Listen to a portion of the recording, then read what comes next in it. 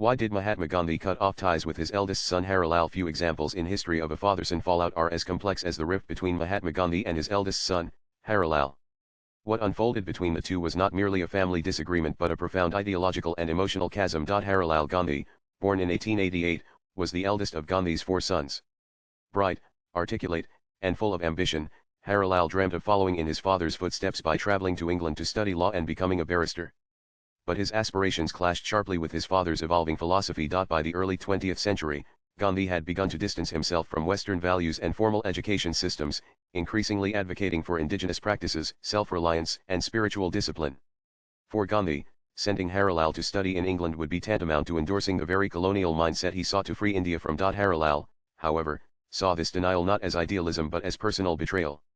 To him, it was an unjust suppression of his dreams.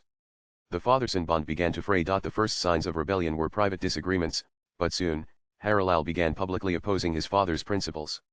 He refused to participate in Gandhi's freedom movements and instead wrote critical essays in newspapers, accusing his father of hypocrisy, championing justice for a nation while allegedly denying it to his own kin. Gandhi, in turn, became increasingly exasperated with his son's defiance.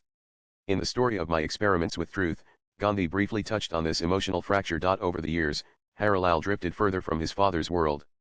He descended into alcoholism, financial ruin, and scandal. He borrowed money in Gandhi's name from businessmen, social leaders, and even extended family, leaving behind a trail of embarrassment.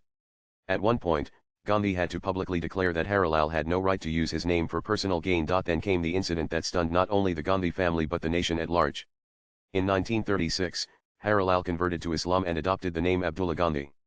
The move, splashed across newspaper headlines, was widely interpreted as a symbolic rejection of his father's legacy.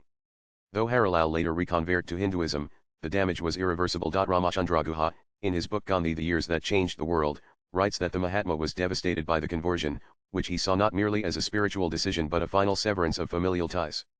"You are my biggest failure," Gandhi once wrote to Harilal, words heavy with sorrow and disillusionment. Harilal later went on to marry Gulab Gandhi, a woman of quiet resilience who endured years of hardship, including his spiraling addictions and unstable behavior.